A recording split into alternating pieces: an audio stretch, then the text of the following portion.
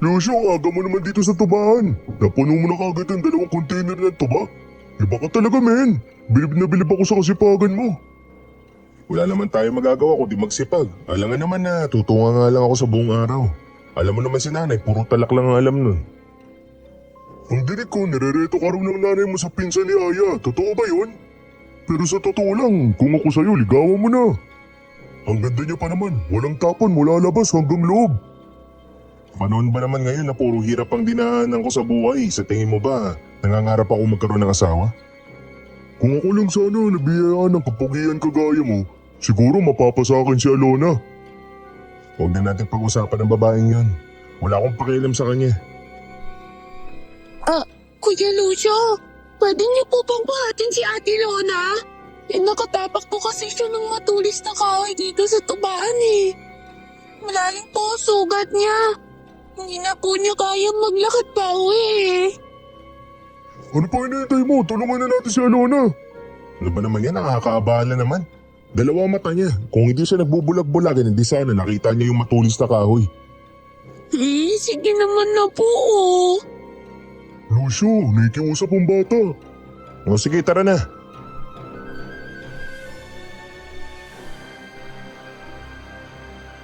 Nadatnan namin si Alona na nakaupo sa lupa habang hawak ang kanyang paang may sugat. Kaagad ko siyang binuhat at dinala sa kanilang bahay. Tunay na maganda si Alona, pero wala akong nararamdaman kahit konting paghanga sa kanya. Maraming salamat Lucio ah. Pasensya na sa pag-aabala namin sa inyo. Wala nga naman. Sige na, Aya, kailangan ko na bumalik sa tubaan. Sige po, salamat po ulit. Hindi pa muna kayo mag-merienda? Lucio, merienda raw oh. Huwag na, busog pa ako. Si Arturo na lang alukin mo, baka kasi nagugutom na. Naku, hindi. Sige na, Alona, alis na kami ha. Sa susunod, mag-iingat ka.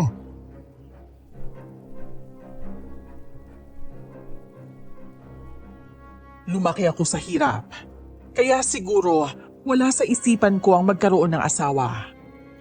Kapag kasi nag-asawa ako, magkakaroon ako ng anak at alam kong hindi ko sila kayang buhayin. Ayoko ring mandamay ng ibang tao sa kahirapan ko. Kung sarili ko nga mismo hirap akong buhayin, paano pa kaya kung may asawa at anak na? Pagkagaling ko doon sa bahay ni na Alona, kaagad kong binuhat ang 2 container na puno ng tuba. Dinala ko yun sa bahay para maibenta namin ni nanay kinabukasan.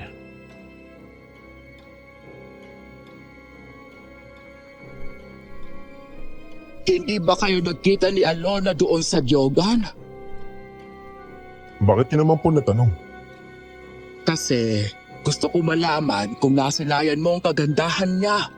Gustong gusto ko talaga siya para sa iyo, anak.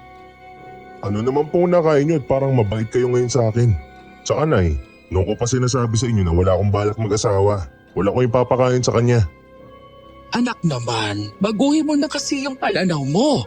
Kapag tumanda ka, sino mag-aalaga sa iyo kung wala kang anak? Ligawan mo na kasi si Alona. Ayoko nga po. Pakikuha naman ako ng tubig na inuhaw na po kasi ako. O sige, saglit lang ha. Tsaka nakapagluto na po ba kayo? Nagugutom na rin po kasi ako ni. Hilong-hilo na po talaga ako kanina pa. Oo naman, nakahanda na rin pati ang pagkain mo. O eto na pala ang tubig pero bago mo ito inumin, baka manibago ka sa lasa ha. May inilagay akong kaunting luya dito. Maganda kasi yon sa katawan ng tao. Nakakatulong para maging maganda ang daloy ng iyong dugo. Sige po, kayo po talaga ang dami niyong anak.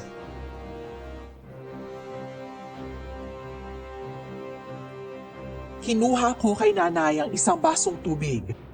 Habang iniinom ko yun, nakabantay lang siya sa akin. Napapansin ko nga ang kakaibang lasa ng tubig. Parang mapait. Pero inubos ko pa rin yun. Pinaghanda rin niya ako ng pagkain. At habang kumakain ako, nalalasahan ko pa rin ang mapait na lasa na mula dun sa tubig. Hindi na rin ako nag-usisa kung ano ang ibang nilagay niya sa tubig at sa pagkain. Inubos ko na lang yun dahil sa tindi ng gutom na nararamdaman ko.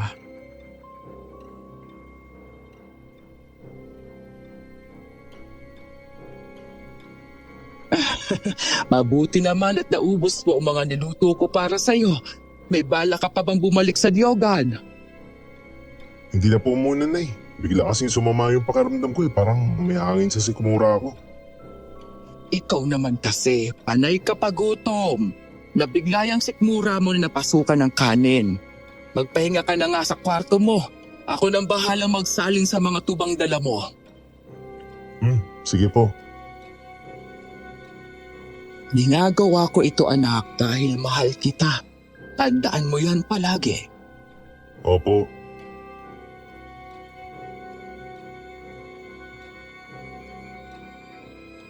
Makalipas ang ilang mga araw, bigla ko na lang nararamdaman na parang matamlay ako dahil hindi ko nakikita si Alona. Hindi ko rin maintindihan kung bakit ako nakakaramdam ng ganon. Dumating na sa puntong inaabangan ko na siya na pumunta sa niyugan. Hanggang isang umaga, nagkita nga kami ni Alona. Nakaramdam ako ng saya na masilayan ko ang kanyang mukha.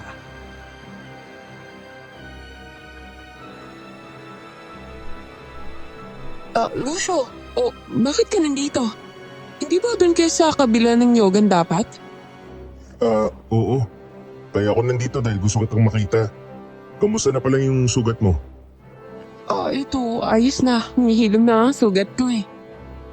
Alona, nagtapat nga pala si Lucio sa akin. Gusto niya sanang manligaw sa'yo. Ano po? Niligawan niyo si Ate Lona, kuya? Ang akala ko po ba, hindi niyo siya gusto. Basta. Bigla ko lang naman tong naramdaman eh. Totoo yun, Alona. Gusto sana kitang ligawan pero yun ay kung papayag ka. Sigurado ka ba talaga? Baka naman nabigla ka lang sa nararamdaman mo, ha? Sigurado ko sa nararamdaman ko. Bigla lang kitang nagustuhan sa hindi may paliwanag na dahilan. Sige. Mabait ka at masipag. Kaya wala akong karapatang nahindian ka.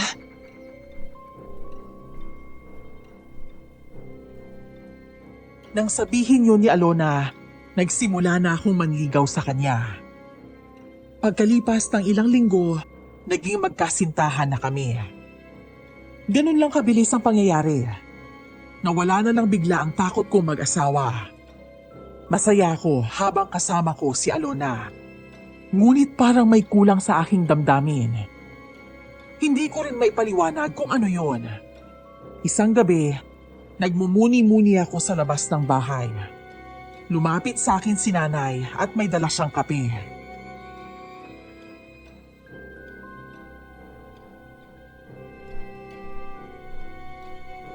Inumin mo itong kapeng tinimpla ko para sa'yo. Napapansin ko na ilang gabi ka ng ganyan. Hindi ba dapat masaya ka dahil kasintahan mo na si Alona? Masaya naman po talaga ako kaya lang parang may kulang eh. Parang ang bilis lang talaga ng pangyayari. Ang alam ko kasi ang pagmamahal, pinoproseso yan pero sa akin naman biglaan. At sino ang nagsabi sa'yo na pinoproseso ang pagmamahal? Kusa yan dumarating. Magugulat ka na lang na mahal mo na pala ang isang tao, kagaya na nangyari ngayon. Inumin mo na yung kape mo. Nanay naman eh, wala naman itong kasukal. Tsaka sobrang pait ng kape mo. Gusto mo ata akong matubuan ng nervyos eh. Hindi maganda sa kalusugan ang madalas na naglalagay ng asukal sa kape. Ubusin mo na lang yan anak. Tsaka kung ako sa'yo, ayain mo na magpakasal si Alona. Maraming mga lalaki ang umaaligid sa kanya. Mamaya na maunahan ka pa ng iba dyan. Kasal? Di baka mas lalo siyang magulat kapag ginawa ko yun. Mukhang mahal ka naman ni Alona. Sa tingin ko ay magiging masaya siya kapag niyaya mo siyang magpakasal. Saan naman kami titira kapag nakasal na kami? Alangan na dito sa bahay na to. Doon kayo sa kubo, Tobera. Ako nang bahala maglinis doon kung sakaling maging asawa mo na siya.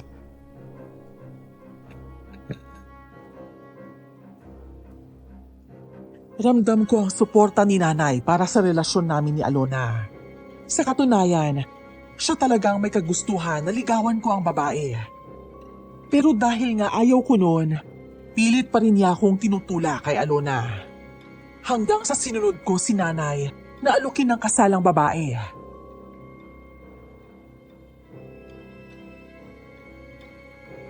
Lucio, sigurado ko ba talagang gusto mong magpakasal tayo, ha? Sigurado na talaga ako, Alona. Papakasalan na kita. Tama nga si nanay. Baka magaw ko pa ng ibang lalaki dyan.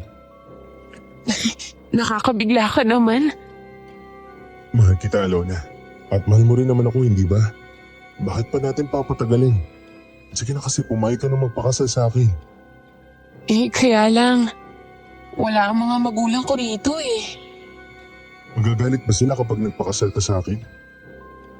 Hindi naman, pero kasi Sige na, Alona. Pumayag ka na magpakasal sa akin. oo, sige. Magpapakasal ako sa'yo. Kaagad ko siyang niyakap nang pumayag siyang magpakasal sa akin. Binalita ko kay nanay ang nangyari, kaya sobrang saya niya para sa amin. Sinabi ko naman kay Arturo ang lahat para makapaghanda siya sa araw ng pagdiriwang ng kasal ko. Kahit si Arturo, parang hindi makapaniwala sa naging desisyon ko na pakasalan agad si Alona.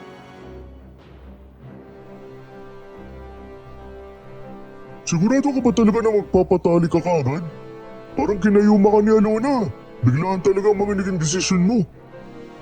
Hindi ko nga rin alam kung bakit ito nangyayari. Ang alam ko lang, gusto ko siyang makita palagi.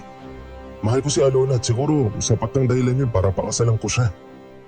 Lucio, wala pang 2 buwan na magkasintahan kayo ng babaeng yun. Ano ba nangyari sa'yo? Anong nakain mo at nagkakaganyan ka? Hindi ba nga sabi mo sa akin ayaw mo mag-asawa?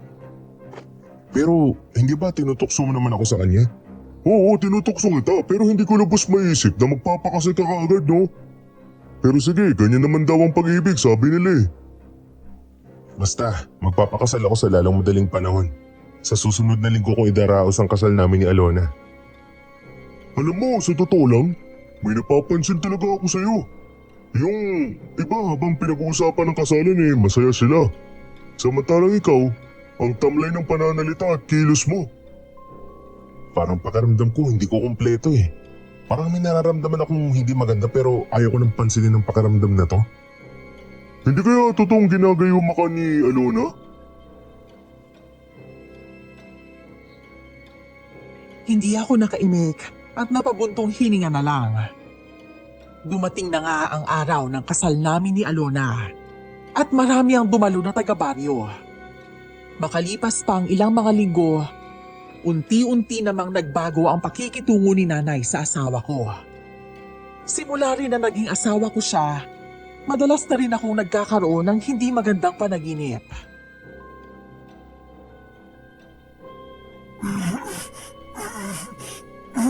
Lucio, gumising ka! Ano naman bang nangyayari sa'yo? Nasaan ako? Nasaan tayo? Nandito sa bahay natin. Ano na naman bang napanaginipan mo, ha?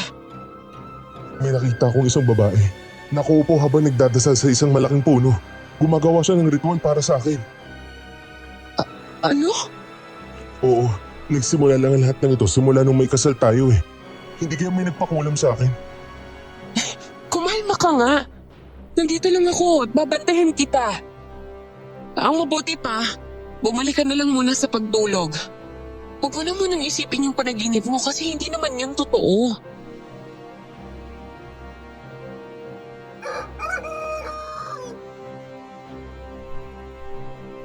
Alona, mukhang hindi mo ata inaasikaso ang asawa mo. Tingnan mo nga ang itsura ni Lucio. Ilang araw na rin po kasi siyang ganyan eh. Masama po kasi ang pakiramdam ko, Nay. Madalas akong binabangungot tungkol sa babaeng mong kukulam. Ano? Hindi mo ba kagagawa ng bagay na yon, Alona? Baka naman pinakula mo ang anak ko.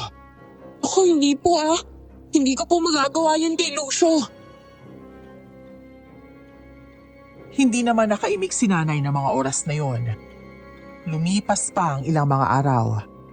Nakarating sa akin ang balita tungkol sa mga nawawalang hayop sa baryo. Napag-usapan rin ang mga bagay na yon sa niyugan. Ilang araw natin nagkasunod-sunod ang pagkawala ng mga hayop dito sa baryo natin. Sinabi mo pa, nangyayari lang ang bagay na yun kapag kabilugan ng buwan.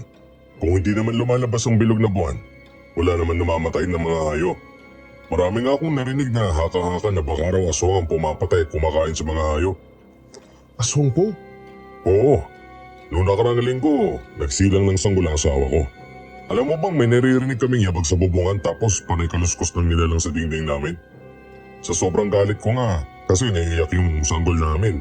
Tinusok ko ng karit yung dingding. Doon lang nawala ang kaluskos. Ikaw ba, Lucio? Hindi pa ba buntis ang asawa mo? Ingatan mo si Alona kasi baka totoong haka-haka na may aswang na gumagala sa baryo. Yung isang baboy ko nga kagabi, nakita ko na lang kaninang umaga na wala ng buhay. Sayang nga para sana yun sa binyag ng anak ko.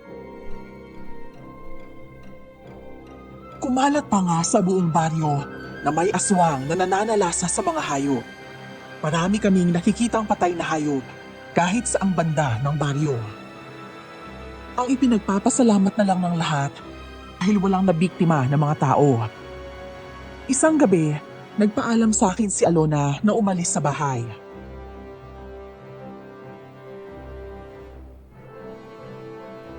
Pupunta lang ako sa bahay ni na Aya. Gusto ko lang sana silang bisitahin. Sasamahan na lang kita. Alam mo naman siguro yung balita tungkol sa gumagalang aswang raw at pumapatay ng mga hayop. Oo, alam ko naman yun. Pero huwag ka na mag-alala. Kaya ko naman ng sarili ko eh. Sige Alona, pero mag-iingat ka ha. Salamat.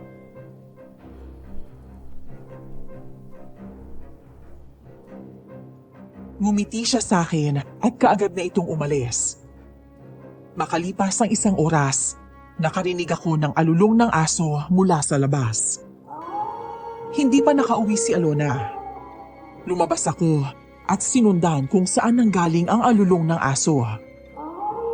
Sa labas ng kubo, merong maisan doon at sa loob ng maisan na yun nanggaling ang alulong. Dahan-dahan kong pinasok ang bahagi ng maisan at hindi ko inaasahan ang makikita ko. Si Alona, kumain siya ng madugong karne habang nakatingala sa buwan.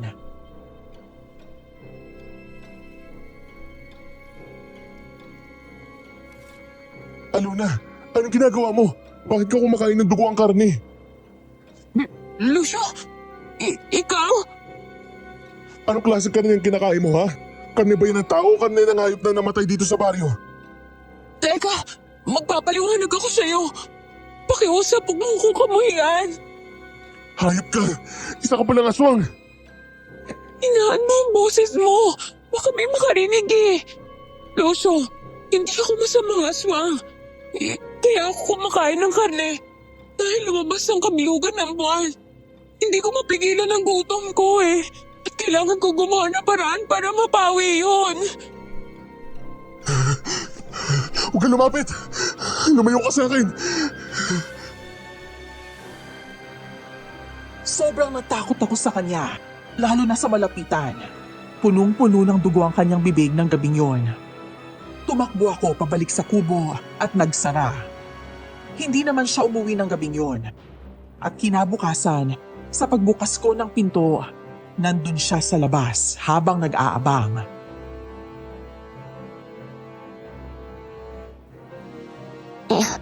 Mabuti naman na gising ka na. Pwede ba tayong mag-usap? Kahit saglit lang? Sa tingin mo ba nakatulog ako matapos ko malaman na aswang ka? Hindi ako kumakain ng tao. Oo nga, at aswang ako. Pero hindi ako naiiba sa mga tao. Alam ko na natakot ka sa akin. Alam ko na masama na ang tingin mo sa akin. Pero bigyan mo naman ako ng pagkakataon, no? Bigyan mo naman ng pagkakataon ng sarili mo na kilalanin pa ako. Huwag na. Lumayas ka dito sa kubo. Huwag ka nang babalik. Kaya mo ba talagang palayasin ako? Alam mo, nagtataka rin ako kung paano kita nagustuhan eh. Hindi kita gusto simula nung una pa lang, pero paano na bigla na lang kitang minahal? May ginawa ka ba sa akin? Wala akong ginawa. Kahit na ako, nagulat na bigla mo lang akong niyayang magpakasal eh. Kapag pinayayas mo ako, magtataka ang mga tao kung sa anong dahilan. Eh di sasabihin ko na aswang ka. Sigurado ka ba? Kaya mo akong ipagkalulog sa mga tao? Gusto mo bang mapatay nila ako? Hindi ako nakaimik ng mga oras na yon at nagtungo ako sa niyugan. Nang magkita kami ni Arturo, sinabi ko sa kanya ang lahat ng natuklasan ko sa pagkatao ni Alona.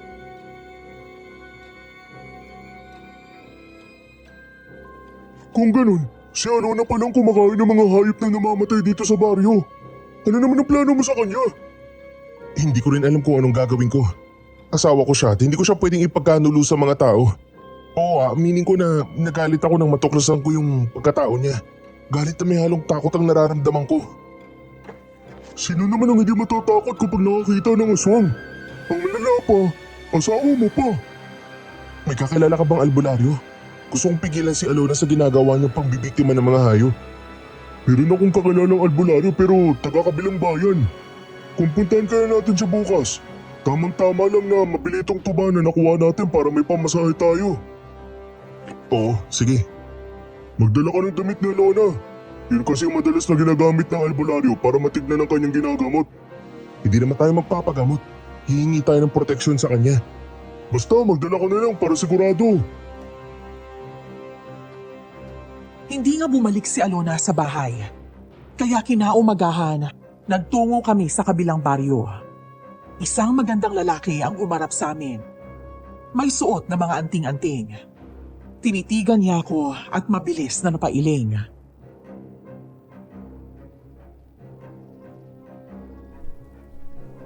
Ano ang sadya niyo rito?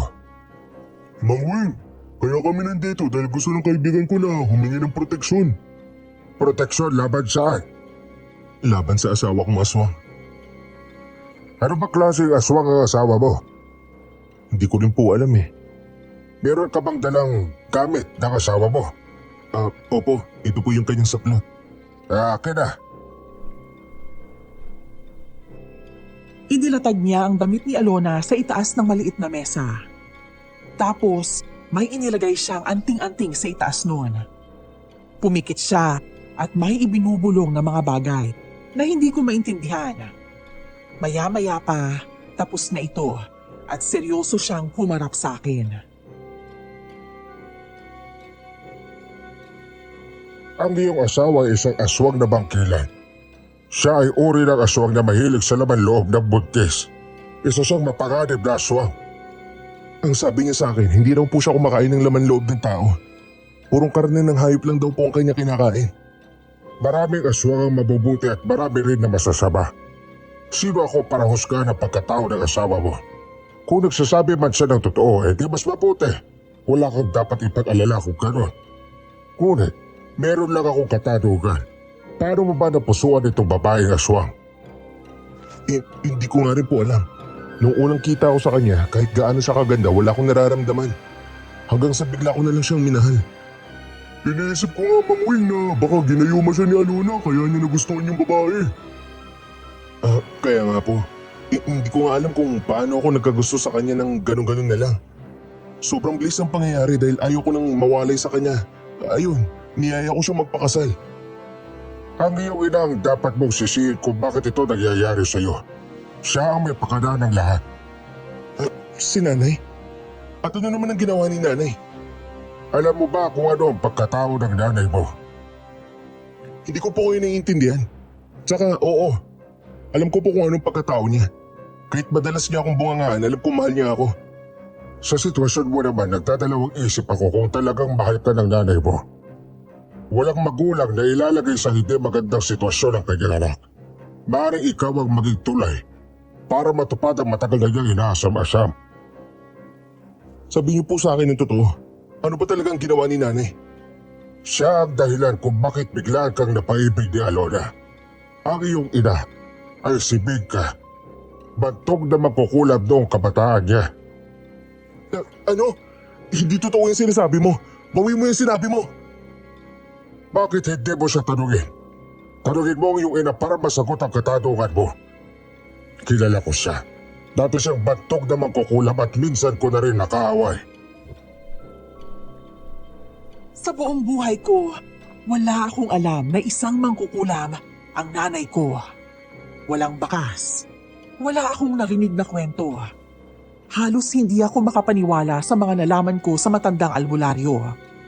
Kung sakaling siya ang may pakana ng lahat, hinding-hindi ko siya mapapatawad. Kilala ko si Mang Weng. Hindi siya nag-iimbento ng kwento. Katagal na akong albularyo sa lugar na ito. Itong baryo lang namin ang hindi pinapasok ng nanay mo dahil meron kaming kasunduan. Paano naging mangkukulam si nanay? Bakit hindi ko alam? Maaaring iningatan niya ang kanyang sekreto para hindi ito makarating sa'yo. Dapat lang na ipaliwanag niya sa akin ang lahat. Pero kapag dapat malaman kung bakit nag-cruise ang landas ni Johnny Alona. Ito ba ay aksidente lang o sinadya? Tuklasin mo ang mga bagay na iyon para maituro mo kaagad kung sino ang may kasalanan at may pakana ng lahat. Paano nagawa ni nanay ang lahat ng to? Paano niya ako nagawang gayumahin? Sarili niya akong anak. Ang pagkakaalam ko, isang babae lang ang ina ni Alona at siyang kaibigan ng nanay mo noon. Ano? Oo, pero kung gusto mo talagang maliwanagan ang lahat, mas mabuti usisahin mo ang iyong ina.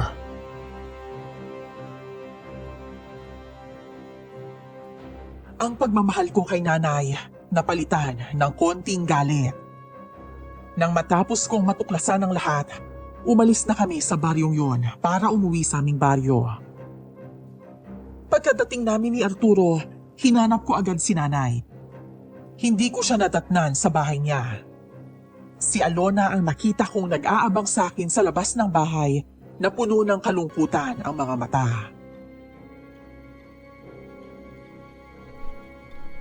Saan kayo galing?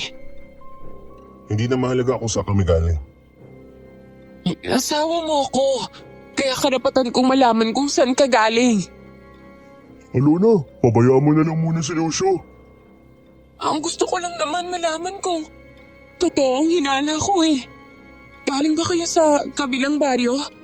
Dun sa matandang albularyo? Natatakot ka ba na ipapapatay kita sa albularyo? Hindi.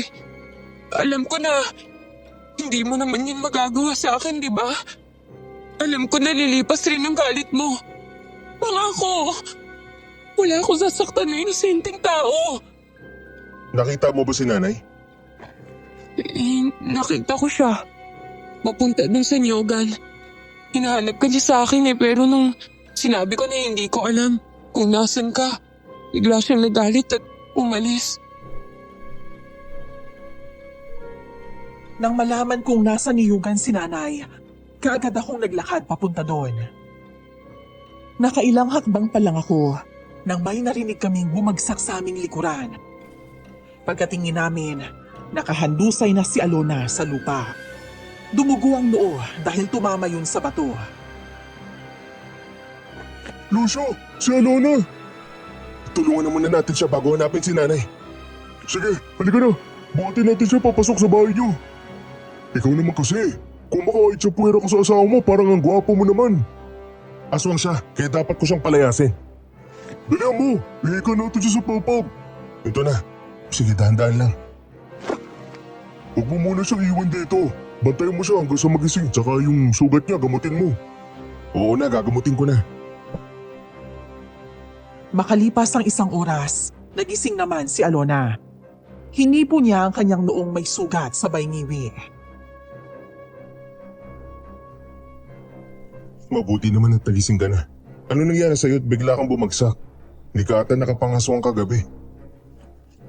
Bigla kasing sumama yung pakiramdam ko eh. Ilang araw ko na rin itong nararamdaman eh. Ito rin kasi yung dahilan kung bakit hindi ako makapagpigil ng gutom ko. Gustong gusto kong kumain ng hilaw na karne ng hayop eh. Alona, kapag nagaswang ka, siguraduhin mong hindi ka mahuhuli ha. Siguraduhin mo rin hayop lang ang kakainin mo. Bakit ba kasi ayaw mong maniwala? Hayop nga lang talaga ang kinakain ko. Oo na, kailangan ko nang umalis para mahanap si nanay. Meron pa akong katanungan sa kanya. Tungkol saan naman? Gusto kong malaman kung bakit niya ako ginayuma para mahalin at pakasalan ka. Ginayuma? Ginayuma ka ng nanay mo para gustuhin ako? Ang ibig mo sabihin, hindi talaga totoo ang nararamdaman mo para sa akin? Yun pa ang gusto kong itanong sa kanya. Kung ginayuma nga niya ako para mahalin ka. Hapon na yon, at ang alam ko, sa ganong oras nasa niyugan din si nanay para mangolekta ng mga tuba. Naabutan ko siya doon habang kausap si Kuya Toti.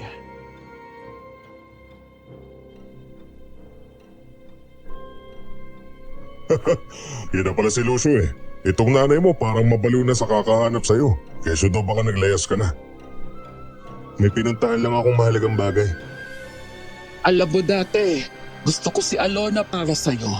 Pero ngayon hindi na. Sa nakikita ko, nakatagpo ka ng asawang walang modo. Grabe naman po kayo kay Alona. Mabait naman ang babaeng yun eh.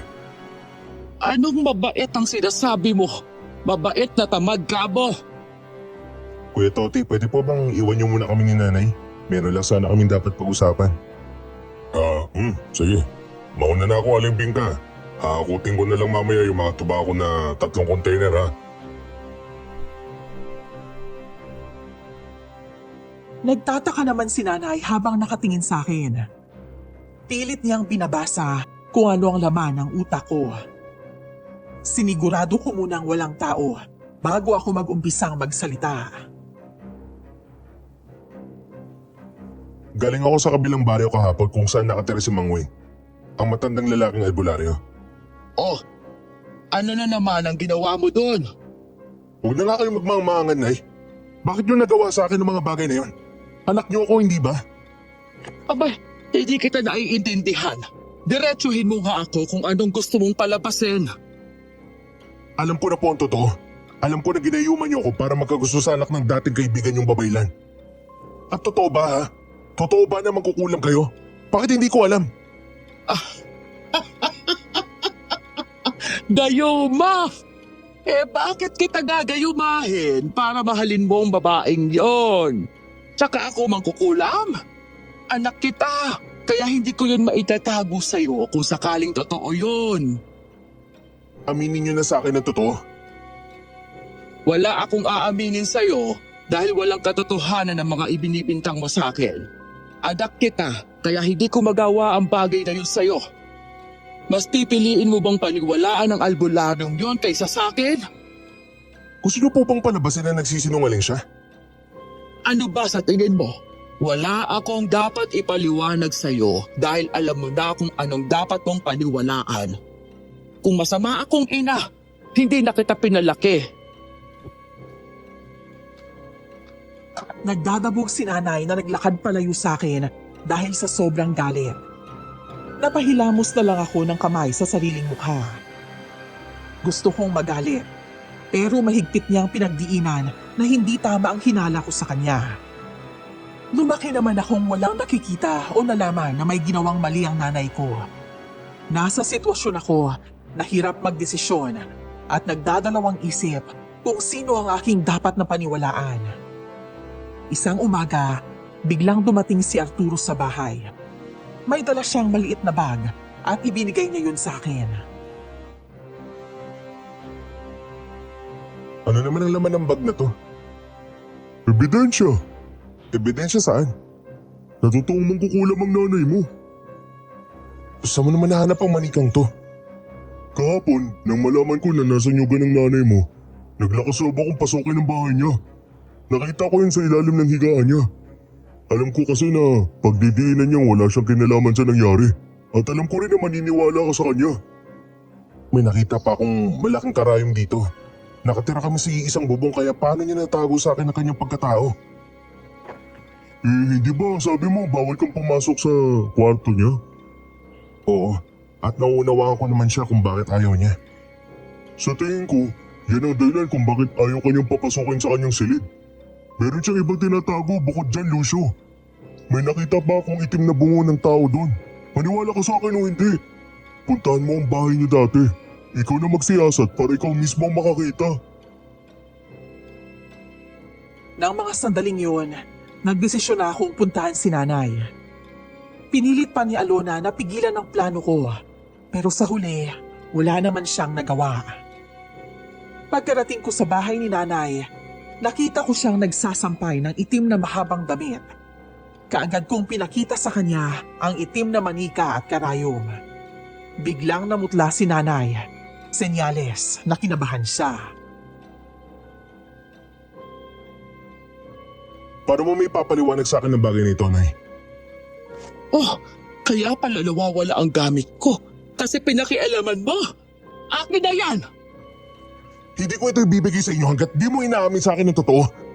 Isa pa talaga kayo magkukulam? Hindi! Hindi ako masamang tao! Kung ganun, paano mo ipapaliwanag sa akin ng mga bagay nito? Mangkukulam lang ang pwede humawak sa mga ganito eh. Sinungaling po kayo. Maraming taong pwedeng manloko at magsinungaling sa akin. Pero ang hindi ko matanggap na ikaw pa na sarili kong ina. Akin na nga kasi yan, Lucio! Aminin nyo na sa akin ng totoo na isa kayong magkukulam. Oo na! Mangkukulam ako.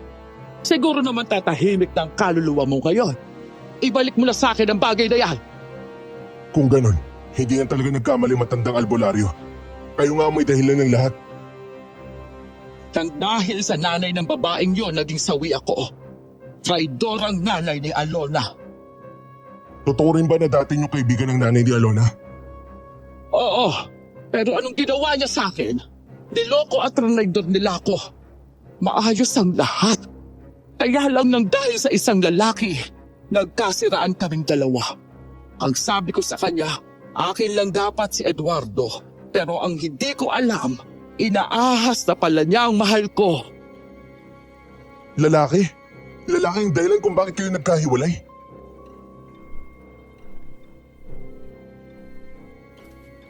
Sandaling napatigil si nanay at umupo sa malaking ugat ng kahoy. Bakas ang lungkot at galit sa kanyang mukha. Naghalo-halo na yon, pero nababasa ko pa rin ang nararamdaman niya dahil ina ko siya.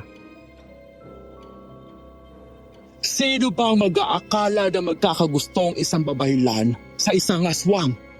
Nakakatawa kung iisipin, naging kaibigan ko rin ang babaylan kahit isa kong mangkukulam. Isang aswang na lalaki ang pinag-aagawan nyo? Ang nanay lang ni Alona ang nang-agaw. Nagtiwala ako sa kanya pero trinaidor niya ako. Kasintahan ko na si Eduardo ngunit sa isang iglap, bigla siyang nagbago sa akin. Matagal nang tapos ang bagay na yun. Nagkaanak na rin kayo sa tatay ko. Ibig nyo palang sabihin nagsama kayo ni tatay sa iisang bubong pero hindi mo talaga siya minahal. Na hanggang ngayon, may pot at galit ka pa sa mga magulang ni Alona. Kaya ko inasawa ang tatay mo dahil kaibigan rin siya ni Eduardo. Ayokong isipin nilang natalo ako. Pero ang buong akala ko, makakayang palitan ng tatay mo si Eduardo. Hindi pala. Ginamit nyo lang ang tatay ko? Sinubukan kong mahalin ang tatay mo. Lalo na nang mabuntis ako sa'yo.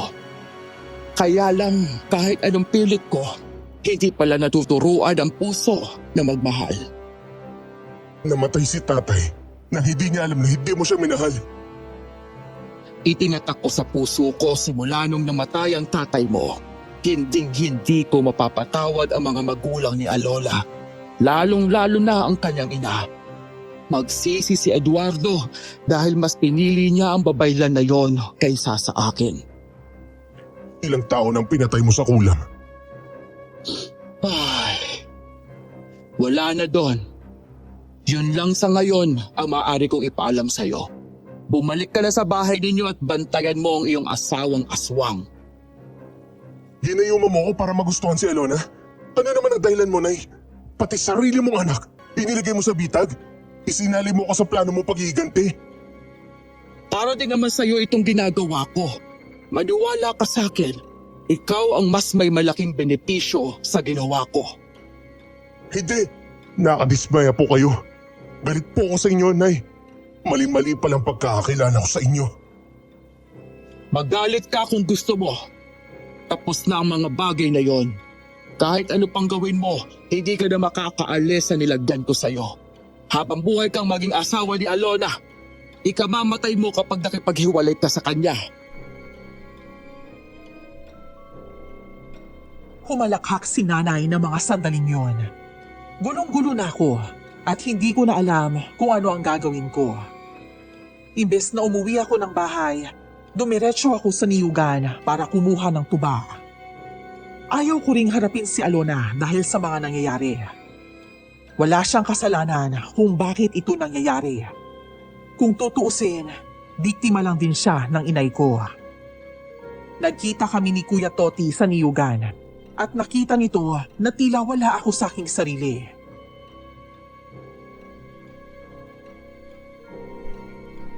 Mukhang malalim ata ang iniisip mo, Lucio. Wala po. May gusto ka atang sabihin eh. Magsalita ka lang at tanda akong makinig sa'yo. Kuya Toti, di ba dito din kayo pinanganak? May alam po ba kayong sikreto ng nanay ko? Sikreto ng nanay mo? Opo. May alam po ba kayo kung anong sikreto niya? O may nabalitaan na po ba kayo may ginawang mali si nanay? Bakit hindi ka sa kanya magtanong? Mas magandang siya na magpapaliwanag sa'yo. Kita mo naman siguro na wala na isang nakipagkwentuhan sa'yo lalo na kung tungkol sa nanay mo. Tinanong ko na siya at inamin na niya sa akin ang totoo. Naisa siyang mangkukulam. Sa totoo lang, Lucio, nakakatakot ang nanay mo dati. Mas lalo pa siya naging malupit simula nung magkahiwalay sila ng kasintahan niya. Alam niyo rin punto ko sa bagay na yun? Oo naman. Kaya lang ang dahilan kung bakit hindi na kami natatakot sa kanya ngayon dahil nagbitaw siya ng pangako. Hindi na raw siya mananakit basta itago lang sa iyo ang lahat. Iyon ang dahilan kung bakit ni isa walang kumuwento sa iyo. Mabuti na lang pala dahil dumayo ako sa kabilang baryo. Nalaman ko ang tunay niyang pagkatao.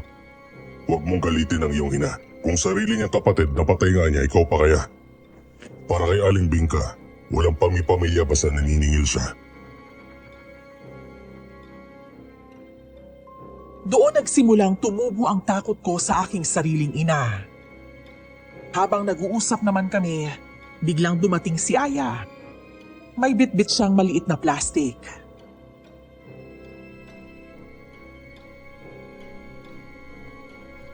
Kuya Lucio, pwede po bang pakibigay po ito kay Ate Alona? Ano ba yan? Bilo-bilo po. Gusto raw niya kasi kumain eh. Di ay pinagluto siya ng nanay ko. Oo sige, salamat. Salamat din po. Mauna na po ako. Ito pa pala ang malala, Lucio. Alam mo ba, kwento ng kapitbahay ko nung nakarang gabi raw. Nakita niya si Alona naglalakad papuntang kagubatan. Sigurado po ba kayo? Oo. Sinundan nga raw niya tapos nakita niya ito pinaglalantakan raw yung mga patay na pato. Iniisip tuloy nila na baka siya yung aswang. Sino po ba kasing kapitbahay niyo nakakita sa asawa ko? Si Gina. Naniwala naman po kayo kay Gina eh. Alam niyo naman po na chismosa sa barangay natin yun. Alam ko naman yun pero ang akin lang kasi may kakaibang kilos din ang asawa mo. Alam mo Lucio, mas mabuting mag-iingat ka. Baka naman nabigla ka lang sa kagandahan ni Alona kaya ka nagpakasal. Huwag po kayong mag-alala. Magtatanong ako kay Alona kung tama bang sinasabi ni Ate Gina. Hindi naman nakaimik si Kuya Toti at kaagad itong umakyat ng niyog para kumuha ng tuba. Hindi ko na alam kung sino ang dapat kong protektahan. Kung ang asawa ko bang aswang o ang nanay kong mangkukulam. Nang mga oras na yon, umuwi ako sa bahay para ibigay ang bilo-bilo kay Alona. Masaya ito at nakikita kong sarap na sarap siya doon.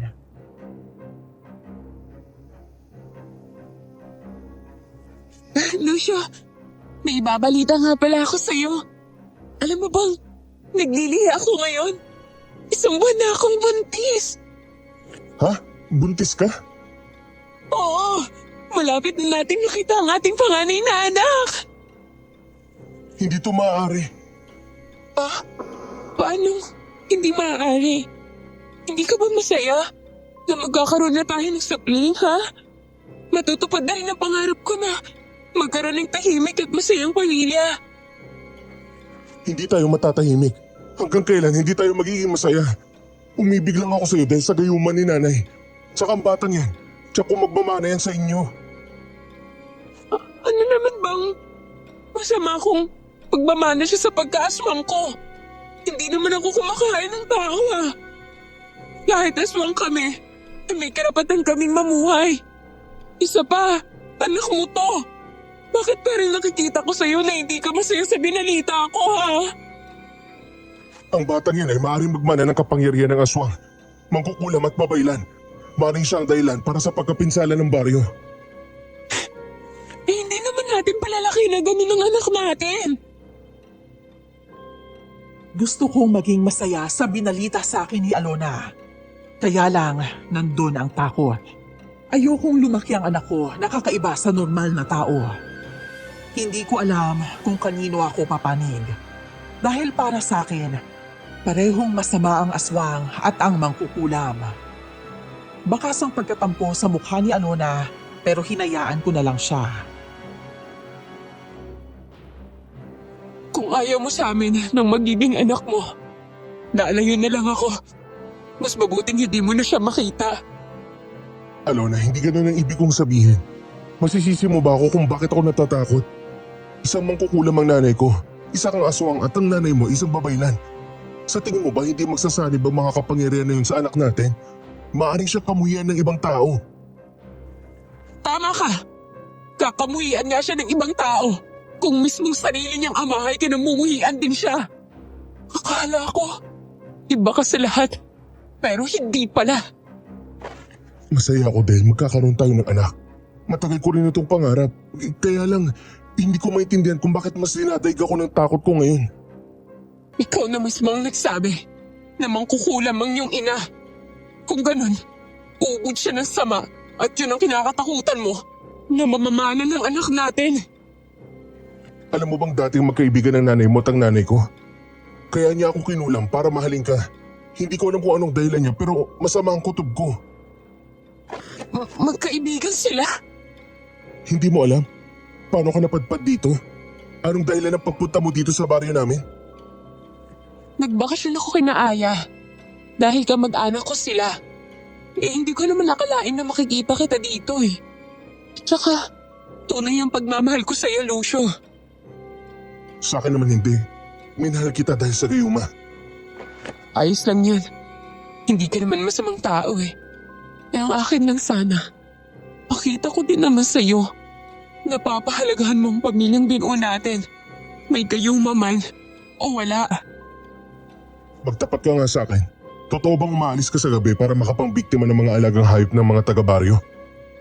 Hindi. Patay na ang mga hayop na kinakain ko, no? Hindi ko alam kung sinong gumagawa ng bagay na yon. Pero para sa akin, isang malaking pabor ang bagay na yon. Kahit papaano hindi ko na kailangan manghuli. Kakain na lang ako. Kung ganun, hindi ikaw ang pumapatay sa mga hayop? Hindi. Nagsasabi nga ako ng totoo, Lucio. Maniwala ka naman sa akin, no? Kahit aswang si Alona, hindi ko siya nakikitaan ng masamang ugali. Ubod ng bait at ganda ang dalaga. Kung hindi ko lang alam na isa siyang aswang, masasabi kong swerte ako sa aking asawa. Araw-araw akong nasa niyugan para makakuha ng tuba nang sa ganon, makaipon ako ng pera para sa panganganak ng asawa ko. Si Arturo ang lagi kong kausap at sa kanya ko rin na ilalabas ang sama ng aking loob. Ano naman ang plano mo gayong alam mong buntis si Alona? Baka umalis yun kapag patuloy mo siya tinrato ng ganyan. Hindi naman masama ang trato ko sa kanya. Siguro minsan may nasasabi ako na makakapagpasama ng kanyang loob. Pero hindi ko naman sinasadyang bagay na yun eh. Nadadala lang ako ng galit ko. Sa tingin ko, wala nang epekto ng gayuma sa'yo. Mananatili lang naman ang epekto nun kapag patuloy kang pinapainom. Tama ka. Kaya siguro unti-unti na nga ako nagigising na sobrang mali ang desisyon ko na pinakasalan ko siya. Kung tutuusin nang malaman ko ang lahat kay nanay, parang gusto ko siyang hiwalayan. Paano mo naman siya hiwalayan gayong buntis siya? Yun na nga rin ang iniisip ko. Ayaw kong isipin ng anak ko na wala akong kwentang tao. Lucio, Arturo, nakakit na ba kayo sa nyog? Hindi pa po. Bakit po, Kuya Toti? Ang mga nyog, wala nang nilalabas sa tuba. Tuyong-tuyo na. Ano? Imposible naman po yun eh. Sagana sa tuba ang mga nyog dito. Tignan nyo at nang maniwala kayo. Dali-dali naman kaming umakyat ni Arturo sa mga niyog para malaman kung nagsasabi ng totoo si Kuya Toti. Hindi nga nag-iimbento ng kwento ang lalaki. Tunay na walang katas ang mga niyog. Nabigla rin kami nang makitang biglang nag-iba ang kulay ng mga bunga ng niyog.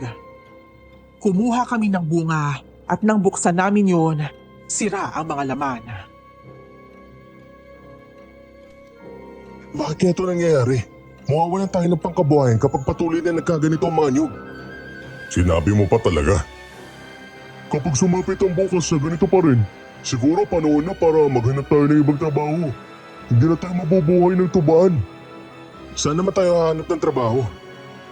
Nakakainis naman. Ngayon pa ito nangyari kung kailan buntis ang asawa ko. Malas ka talaga, Lucio.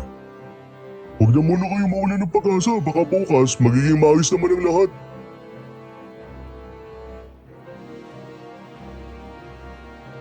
Inaasahan namin na babalik sa normal ang lahat. Hanggang sumapit ang gabi, naghahanda ko na makakain namin ni Alona. Biglang umihip ang malakas na hangin at may dalang ulan. Nasira ang bubong ng aming bahay. Natangay rin ng malakas na hangin ang aming dingding na gawa sa pawid. Ang natira lamang ang aming kusina dahil gawa yun sa kahoy. Doon kami natulog ni Alona para maisalba ang aming sarili sa isang malakas na ulan at hangin sa buong gabi. Kinaumagahan, nabalitaan ko na hindi pala kubo namin ang nasira, kundi halos lahat ng mga tahanan ng taga-baryo. Maayos ang panahon kapon kaya hindi ko inaasahan na magiging malakas ang ulan. Kaya nga po, ang mabuti pa tignan natin ang mga nyug. Sana meron na tayong naipon na maraming tuba dahil umulan kagabi. Lucio! Naku, wala na talagang pag-asa na babalik ang mga katas ng nyug. Kabababa ko lang sa mga nyug at halos lahat walang katas. Umulan na kagabi kaya imposible. Sa tingin ko talaga pinapahirapan tayo ng kalikasan eh. May mga sala rin sa likod ng pangyayaring ito. Hindi kaya ang mga engkanto ang may kagagawa ng bagay na to? Ano naman ang kinalaman ng engkanto? Diyos lang ang may kakayahan na kontrolin ang nangyayari sa mundo. Baka naman, nararamdaman niyang may mga masasamang nilalang na nakatira sa paligid ng tubaan, kaya nila tayo pinapahirapan. At tinutukoy mo bang masamang nilalang ay ang asawa ko? Oo, hindi ba? Huwag na huwag mong tatawagin na masamang nilalang ang asawa ko, ha? Nakita kong biglang namutla si Arturo nang magalit ako sa kanya. Huli na ang lahat para bawiin ko ang mga sinabi ko. Kahit na ako, nagtaka rin kung bakit ako naggaganon. Umalis ako dun sa niyugan at umuwi ng bahay para maayos ang bubungan namin. Dumating si nanay para magdala ng mga prutas para kay Alona.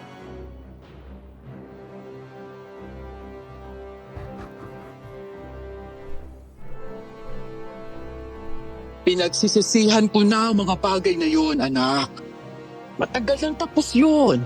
Matagal ko nang tinuldukan ang kasamaan ko. Talaga lang po, ha? Alam kong mahirap paniwalaan.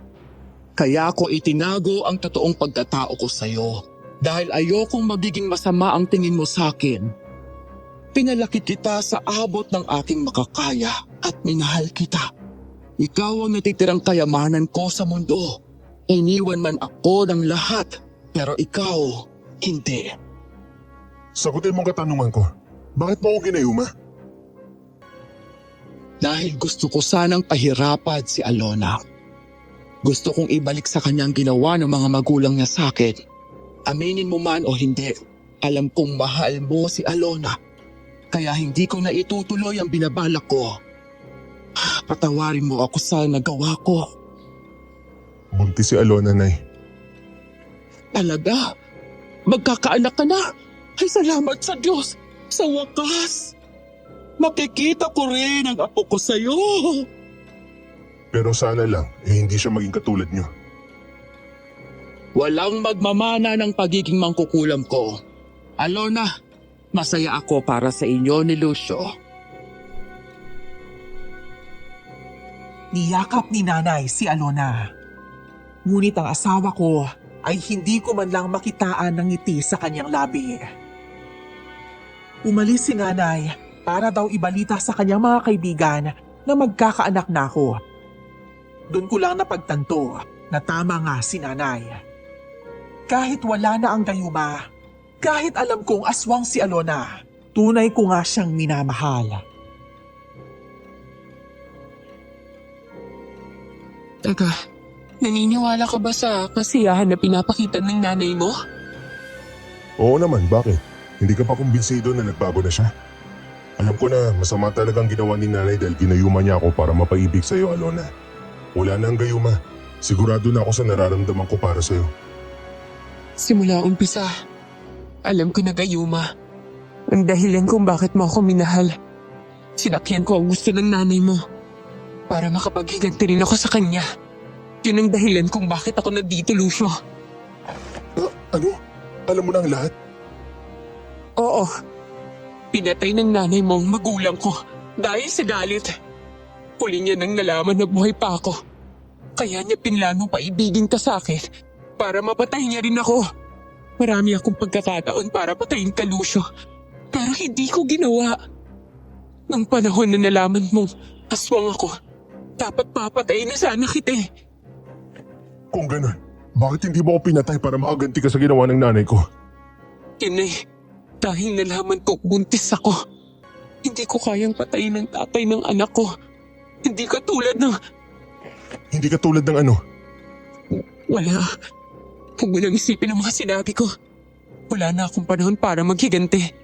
Patay ka na ng anak ko. Hindi ko akalain. Nagbubuo ako ng pamilya ng anak ng mangkukulam na siyang tumapos sa magulang ko.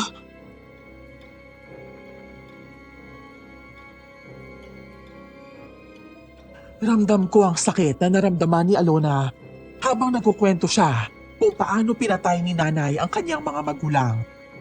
Kahit na ako, manlulumo kapag nasaksihan kong pinapatay ang aking magulang.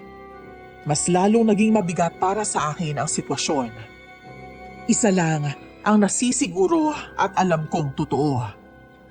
Isang masamang tao ang aking ina na hindi ko na dapat pang pagkatiwalaan. Kinaumagahan, bumalik kami ni Arturo sa niyugan. Umaasang magkakaroon pa ng katas sa mga niyog, pero wala na talaga.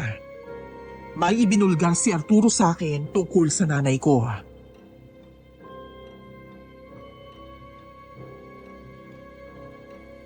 Alam mo, Lucio, kagabi, nung lumabas ako para magyosi, bigla kong nakita ang nanay mo. Saan mo naman siya nakita? Doon sa bagong gawa na lagusan ng tubig. May mga bitbit siyang patay na hayop tapos dinala sa gitna ng nyugan. Nasundan mo ba siya sa gitna ng nyugan? Ano ginawa niya sa mga hayop? Basta, ang nakita ko lang, itinapon niya lang doon. Naglakas loob akong sundan siya kasi nagtaka ako kung bakit siya may bitbit na mga patay na hayop eh. May nakita pa nga ako na may kausap siyang isang lalaki. Hindi mo ba nakilala ang lalaki? Hindi. Alam mo bang ilang gabi na ako nagmamanman sa nanay mo? Parang nararamdaman ko kasi na may kakaiba siyang ginagawa eh. Parang may inililihim siya sa'yo. Huwag ka nag-iimbento ng kwento, Arturo. Hindi na pumupunta si nanay sa nyugan ng ganong oras. Alam ko mahirap paniwalaan kaya ikaw na lang ang magmanman at nang makita mo siya sa akto. Sabi pa nga niya dun sa lalaking kausap niya, gagawin daw ang ritual sa mas lalong madaling panahon. Napaisip ako sa sinabi ni Arturo sa akin. Hanggang sa dumating sa niyugan si nanay sa mismong oras na yon. May dala siyang damit na kulay itim at ibinigay niya yon sa akin. Pumunta ako sa bahay ninyo pero wala ka doon. Ang asawa mo naman, napakabastos. Inutusan ba naman ako umalis? Ano po bang kailangan niyo? Gusto ko lang na maibigay sa'yo ang tela na ito. Ilagay mo yan sa tiyan ng asawa mo kapag sumapit ang 6:00 ng gabi. Para yan sa proteksyon ng kanyang sanggol laban sa masamang nilalang. Hindi na ako kailangan ni Alona ang bagay na yan. Bakit? Dahil isa siyang aswang? Kaya nga kakailanganin niya yan para matabo yung mga aswang na gustong kumuha sa anak ninyo. Dalhin mo na yan. Ano mo na lang, Lucio? Maya-maya pa, nagulat kami nang dumating si Mang Weng. Natakot naman si Alona sa kanya, kaya tumakbo siya papunta sa gitna ng niyugan. Mahal ko ang asawa ko at ang aming anak na nasa kanyang sinapupunan. Kaya nakiusap ako kay Mang Weng na huwag gagalawin ang asawa ko. Mang Weng, kung kaya kayo nandito para patayin ang asawa ko, nakikiusap ako sa inyo. Puntis po siya kayo, huwag niyo po siyang sasaktan. Kahit di ako nandito para patayin ang asawa mo.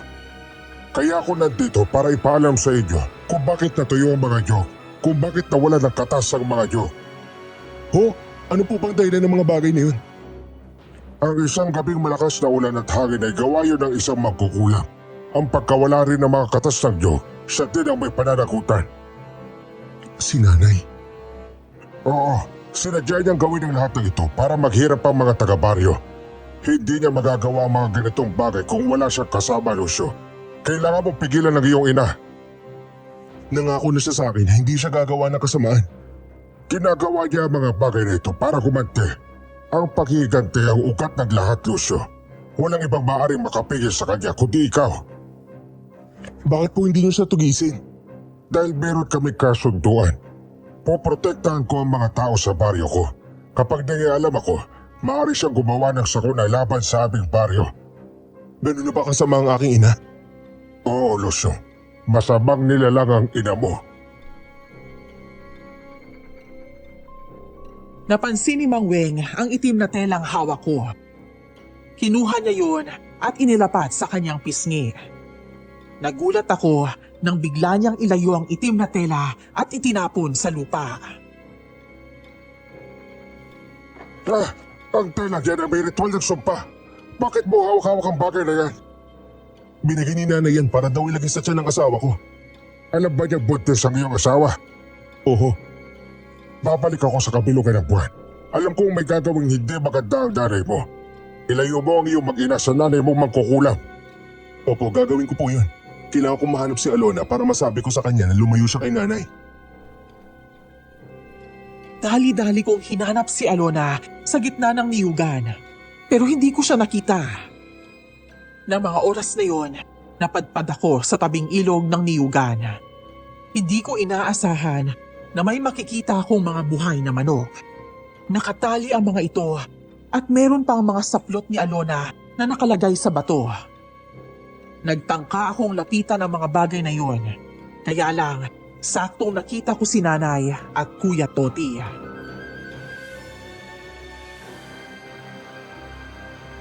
Alam mo na kung anong gagawin mo kapag lumabas ang kabilugan ng buwan. Hulihin si Alona at dalhin sa akin. Paano naman po si Lucio? Ayoko naman saktan ng anak mo. Kagaya na sinabi ko, kapag nakialam si Lucio, kapag protektahan niyang babaeng yon, patayin mo siya.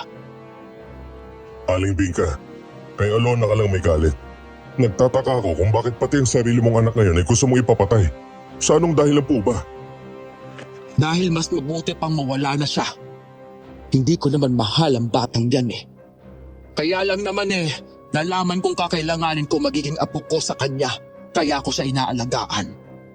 Kung hindi ko lang siya kailangan, noon ko pa siya pinatay kasabay ng tatay niya. Ibig niyo pong sabihin, totoo nga na kayo mismo ang pumatay sa asawa mo? Oo, dahil hindi ko na siya napapakinabangan. Paano naman po ako? Kapag po ba hindi niyo na ako mapapakinabangan, papatayin niyo na rin po ba ako? Ginawa kong lahat ng gusto niyo. Umaasa ako na tuparin niyo ang pangako niyo sa akin na hindi niyo sasaktan ang pamilya ko. Kapag magtagumpay ako sa plano ko, tutuparin ko ang pangako ko sa iyo. Hindi kita gagalawin, ngunit kailangan mong lisanin ang baryo. Sige po, gagawin ko po yan. Siguraduhin mo lang na hindi masasaktan si Alona. Kakailanganin kong sanggol sa kanyang tiyan para sa ritual na gagawin ko. Nang mga oras na yun, wala na akong ibang naisip kundi mahanap si Alona para itaka sa aking ina. Pabalik na sana ako, ngunit may natapakan akong marupok na kahoy. Nabali yun at malakas na tumunog. Puntahan mo na ang babaeng yon. Hindi pwedeng may makarinig sa atin. Kung may tao man, tagayin mo! Opo, sandali lang. Ano? May nahanap ka bang tao? Wala naman eh. Ito palang nabali oh. Isang malaking sanga ng kahoy. Ang mabuti pa po, umuwi na po kayo. Mauna na lang kayo kaysa sa akin. Mahirap na po baka pagdudahan tayo na nagkikita tayo rito. Walang maglalakas loob na pumunta sa bahagi ng nyoga na ito. Ang sino man na makakarating dito ay mamamatay. Alam ko naman po yun pero naninigurado lang ako. Sige na, aalis na ako. Mamayang gabi o sa susunod na gabi, lalabas na ang bilog na buwan. Ngayon na ang huli nating pagkikita. Maayos na ang plano natin kaya siguraduhin mo na hindi ka pumalpak. Naglakad na si nanay paalis sa tabing ilog. Halos hindi ako makagalaw sa pinagtataguan ko na matataas na damo. Nakita ako ni Kuya Toti, pero hindi niya ako nagawang isumbong kay nanay. Narinig mo usapan namin ng nanay mo. Gusto niyang patayin ko kayo pati ang sanggol niyo. Kailan ka pa nakipagkasundo kay nanay? 1 dekada na, Lucio. Wala akong magawa dahil papatay niya ang mag-ina ko. Patawarin mo ko kung naglihim ako sa iyo sa kabila ng pinagsamahan natin. Umalis na kayo ni Alona bago pa sumapit ang kabilugan ng buwan. Nawawala si Alona at kaya ako nandito para hanapin siya. Nako, delikado. Kailangan mahanap mo siya kagad bago ka pa maunahan ng nanay mo. Tulungan mo naman ako mahanap si Alona. Parang awa mo na. Kunti siya, ayoko mamatay siya sa kamay ng nanay ko. Sige, tara. Hinanap namin si Alona sa buong niyugan pero hindi namin siya nakita. Hanggang sa naisipan kong pumunta sa bahay ni Naaya. Nang dumating ako doon, ang bata lamang ang humarap sa akin. Wala na pa si Ate Alona dito eh. Wala siya sa gitna ng nyugan. Kaya alam ko nandito siya. Para mo ng awa, Aya. May kailangan lang akong sabihin sa kanya. Nagsasabi po ako ng totoo. Hindi po talaga siya pumunta dito. Kung hindi siya pumunta dito, bakit nandyan ang tsinelas niya? Aya, palabasin mo na ang ate mo. May mahalaga siyang dapat malaman. Mamamatay siya kapag hindi siya nakinig. Nang marinig yun ng bata, dali-dali siyang pumasok sa loob ng bahay at hinila palabas si Alona. Galit na napatingin sa akin ang aking asawa.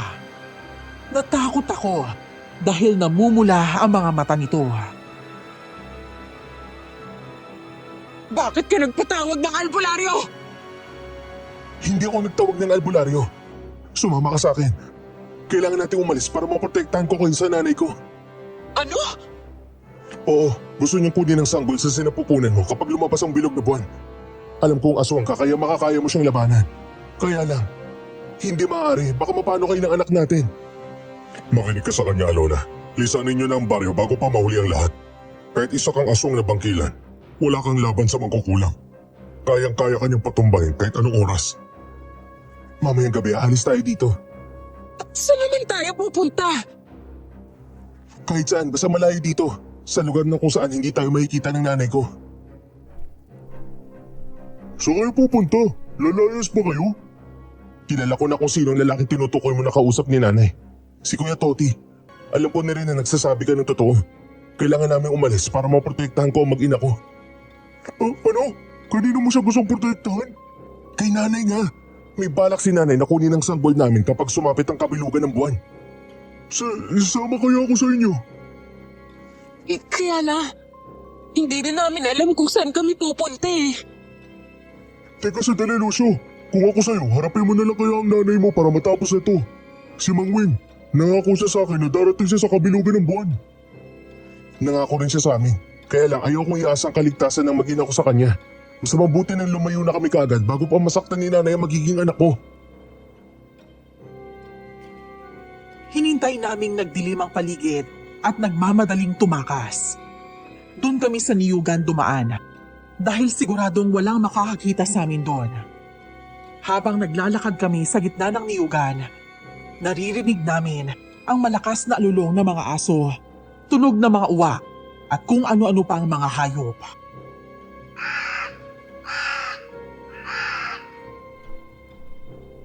Ay, nakakatakot naman. Nagsisilabasan ng mga hayop na yun. Dahil nararamdaman nila ang presensya ko bilang aswang. Huwag kayong mag-alala. Walang mangyayaring masama sa atin. Tingnan niyo, ang kalangitan. Mukhang ngayon ata lalabas ang kabilugan ng buwan. Oo. At sa paglabas ng bilog na buwan, makakaramdam ako ng gutom. Pakiusap, hanapan niyo ako ng hayop na pwede kong makain. Saan naman kami hahanap ng hayop? Ay, Diyos ko. Sandali. Tinaririnig akong tunog ng mabangis na hayop. Dito lang kayo Kailangan ko siyang mahuli at makain. Alona, wala na tayong panahon para manghuli ka pa ng hayop. Kailangan ko kumain, Lucio. Dahil kapag hindi ko ginawa yan, isasaktan ko kayo. Ayan na, naglalakad na ang hayop papunta dito sa kinaroonan natin. Napalingon kami nang marinig ang ingay ng baboy ramo. Nabitawan ni Alona ang mga bitbit niya at mabilis na inatake ang baboy ramo. Nagtagumpay siyang mapatay yun at kinain. Nakakadiring pagmasdan, ngunit wala na akong magawa dahil asawa ko siya. Saktong lumabas na ang bilog na buwan. Maya-maya pa, tapos nang kumain si Alona ng hilaw na karne. Punong-puno siya ng dugo, kaya ginamit ko ang aking damit para ipunas yun sa kanya.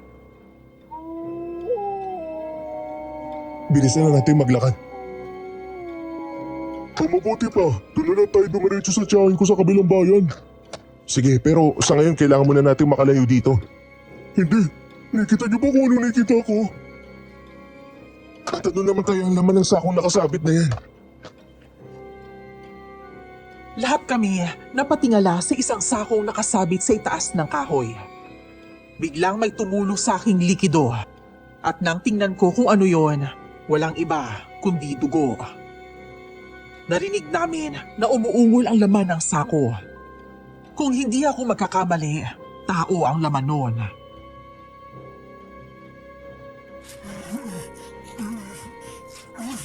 Tao ata ang laman ng sako na yan. Huwag na tayo magsayang ng panahon para alamin pa kung anong laman ng sako na yan. Umalis na tayo. Sige, mabuti pa nga. Teka, gumagalaw pa ang laman ng sako. Kaya sigurado akong buhay pa ang tao dyan. Iligtas natin siya.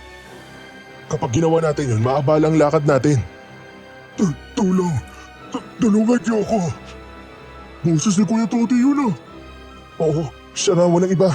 Akitin ko ang puno at ibababa siya. Nang akman na akong aakyat ng puno, biglang dumating ang isang nilalang na may mahabang damit na kulay itim. Hinampas niya ako ng kanyang damit, kaya hindi natuloy ang pag-akyat ko. Umalakhak ang nilalang na yon. At sa boses niya pa lang, alam ko na kung sino siya. Si Nanay. Sa tingin nyo ba, makakatakas kayo sa akin? Traidor ang Toti na yan. Kaya ko siya pinarusahan. Hindi ko siya pinatay kaagad dahil mayroon pa siyang silbi sa akin. Hindi ka ba talaga titigil sa kasamaan mo, Nay? Nangako ka sa akin na tutuldukan mo ng pagiging makukulam mo. Bakit mo ito ginagawa sa akin? Hindi ko kayo sasaktan kung ibibigay nyo lang ang hiling ko. Kailangan ko ang sanggol na nasa sinapupunan ng asawa mo. Hindi ako papayag na makuha mo ang sanggol ko. At ano ang gagawin mo? Lalabanan mo ko? Kung napatay ko nga ang mga magulang mo na mas malakas kaysa sayo, ikaw pa kaya? Hayaan mo na kaming makaalis, Nay. Magsisimula ako ng panibagong buhay na malayo sa inyo. Hindi kita papaalisin hanggat hindi mo ibinibigay sa akin ang sanggol. Paano nga kung hindi ako papayag sa gusto mo? Tototohanin mo ba ang sinabi mo kay Kuya Toti na papatay mo ko? Oo, hindi ka naman mahalaga sa akin, Lucio. Inarugalan kita dahil alam kong may pakinabang ka. Kung mismong tatay mo nga pinatay ko, ikaw pa kaya? Walang giya ka talagang ina! Wala kang puso! Ano? Isusuko mo ba sa akin ang asawa at ang sanggol sa sinapupunan niya o hindi? Kahit pa man isuko kami ni Lucio, hindi ako papayag na mapapakinabangan mo ang magiging anak ko! Nagpalit ng anyo bilang aswang na bangkilan si Alona. Aswang na may malalaking takpak, mapupula ang mga mata at may mahahabang kuko. Si nanay naman naghahanda para sa laban nila ni Alona. Lucio, anong gagawin natin? Hindi ko rin alam. Panoorin mo, Lucio, kung paano ko patayin ang mag-ina mo. Huwag mong gagalawin ang mag-ina ko! Ako na lang patay mo, Nay! Huwag kang mag-alala dahil isusunod din naman kita kapag napatay ko na sila. Hayop ka talaga! Pinagsisisihan ko na ikaw pa naging nanay ko! Sa sobrang galit ko, mabilis kong sinalakay si nanay at sinuntok siya. Ngunit dahil magaling siyang makipaglaban, nagawa niyang iwasan at ilaga ng mga atake ko. Sobrang bilis kumilos ni nanay. Gumanti siya ng malakas na suntok sa akin. Ginamit niya ang kanyang mahabang damit para sakalin ako sa leeg. Pakawalan mo ako! Matanda ka! Hindi ka kasi marunong maghintay. Ang balak ko sanang gawin patayin ang mag-ina mo at isusunod lang kita. Kaya lang, mukhang nagmamadali ka, kaya ikaw na lang ang uunahin ko. Aling ka! Anak niyo si Lucio, huwag niyo siyang saktan! Nay! Pakawalan niyo po ako!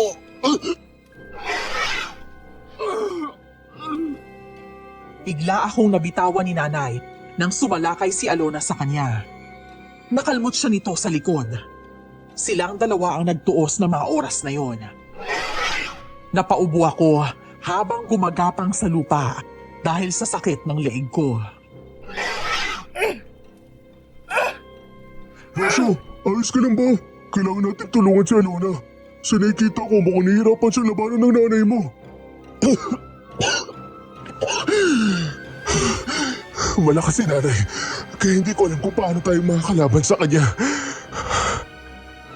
Kahit sa anong paraan, lalaban tayo sa nanay mo para maligtas ang mag-ina mo. Umalis ka at humingi ng tulong. Ako na bahala kay nanay. Di na baling mapatay niya ako, basta huwag lang niya mapatay si Alona at ang magiging anak ko. Sige, kapag nakahingi ako ng tulong, babalik ako kagad. Mabilis na tumakbo si Arturo paalis ng niyugan. Narinig kong napasigaw si Alona nang matansyakan siya ni nanay sa dibdib. Alam kong hindi papatayin ni nanay si Alona dahil kailangan niya ang sanggol. Tumakbo ako papalapit sa kinaroroonan ni nanay at hinila ang kanyang buhok. Buong lakas niya akong sinampal. Sinadyakan niya ang tiyan ko pero hindi pa rin ako bumitaw. Sumalakay ulit si Alona sa kanya at ginamit ang kanyang kuko para masaktan ang nanay ko. Pero nakakailag pa rin si nanay. Napakawalang kwenta mong ina. Ikaw ang taong inaasahan ko na pumurotekta sa akin at sa magiging apo mo. Pero ikaw pa ang nagbigay ng dahilan para mapahamak kami. Ang kailangan ko lang ay ang sanggol sa sinapupunan ni Alona. Hindi ko isusuko ang anak ko sa'yo! Marami ka ng atraso sa akin mong kukulam ka! Kaya tatapusin na kita! Ikaw ang tatapusin ko!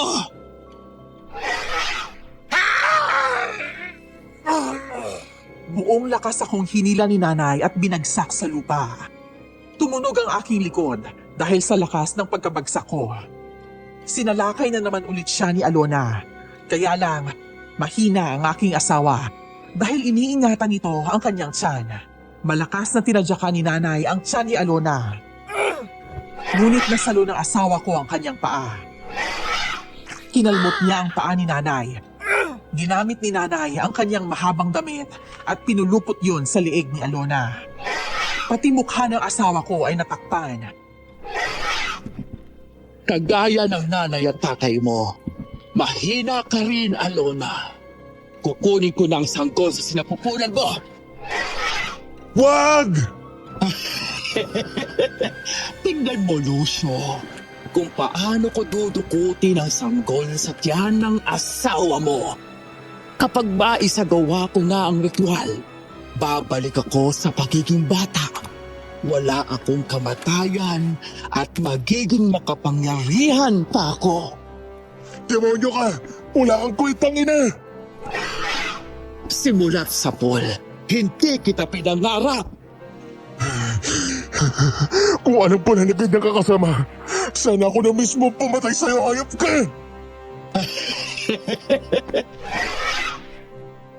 Lumutang si nanay sa ere para dukutin ang anak namin ni Alona. Hindi na nakakilos si Alona ng mga oras na yon dahil nabalot siya ng mahabang saplot ni nanay. Ngunit, bago pa man makalapit ang kamay ni nanay sa tiyan ng asawa ko, merong humampas sa kamay niya. Isang mahabang latigo. Lintik ka! Sinisira ko na ang kasunduan natin, Binka. Ikaw? Walang hiya ka! Wala kang karapatan na makisali sa gulo namin! Sobra na ito. Marami akong pagkakataon na pinalagpas para lang masunod ang kasunduan natin. Hindi ko hayaan na makuha mo ang sanggol. Ayoko madagdagan pa lalo ang kapangyarihan mo. Mangwing! Ito ang punyal, Lucio. Ikaw lang makakapatay sa nanay mo. Hindi ko siya kayang patayin. Gamitin mo yan at itarak sa kanyang dibdib. Bakit po ako? Dahil karugtong ng buhay mo ay ang buhay niya. May ginawa siyang ritual na ikaw lang ang makakapatay sa kanya. Alam niyang mahina ka at hindi mo yun magagawa. Handa ka bang kitlin ang buhay ng magkukulang mong ina? Handang-handa ako. Alang-alang sa magiging anak ko. Biglang inatake ni nanay si Mangweng. Hindi gumaganti ang matandang lalaki sa bawat atake niya, kundi umiilag lang ito. Naghanap ako ng magandang pagkakataon para atakihin siya ng punyal. Pero napapansin pa rin ni nanay sa tuwing umaatake ako. Papatayin mo ko? Wala kang utang na loob!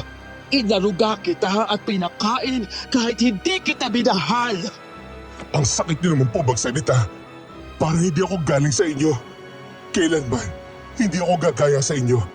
Handa akong protektahan ang anak ko kahit anong mangyari. Hindi katulad mo, na ikaw mismo ang papatay sa sarili mong anak. Hayop ka talaga! Wayne! Papatayin kitang matanda ka! Kung mapapatay mo ako, isasama kita sa libingan ko. Sinumpa na kita, kaya hindi mo ako matatalo! Inatake ni nanay si Mangweng.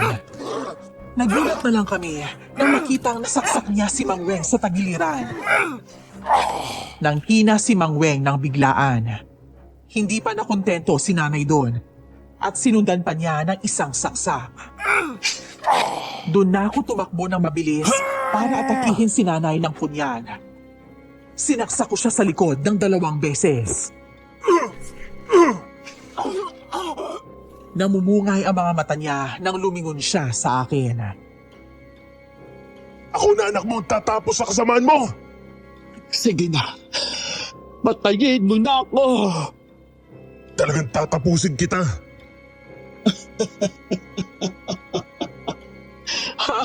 Sabi ko na nga ba, walang ibang makapapatay sa akin kundi ikaw. Hanggat nabubuhay ako, hindi titigil ang kasamaan ko. Mamatay ka na! Ayokong saksakin ka pa ulit! Pero mahina ka! Mahina! Mahina! Nagdahil sa'yo, biglang lumakas ang loob ko. Patawarin mo ako, Lucio. Yun ang huling sinabi ni nanay bago siya binawian ng buhay. Kaagad ako nagtungo sa kinaroroonan ni Alona at nalaman ko na wala na siyang malay. Maya-maya pa, dumating na si Arturo kasama ang iba pang taga-baryo. Pinagtulungan nilang ibaba si Kuya Toti sa isang puno. Para akong nabunutan ng tinik nang bumalik ang malay ni Alona.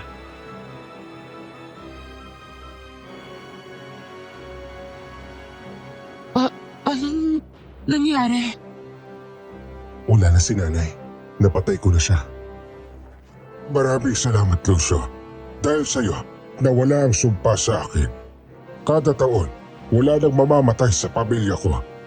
Yan ang sumpang ibinigay ng mangkukulam mong ina. Masakit pero alam ko masama siyang tao. Wala siyang karapatan na mabuhay sa mundo. Susunugin lang namin ang katawan ni Aling Bingka, Lucio. Hindi na natin kailangan umalis. Babalik na sa normal ang lahat. Lucio, salamat sa pagprotekta mo sa amin, ha? Asawa kita, kaya hindi kita pababayaan na mamatay sa kamay ni nanay.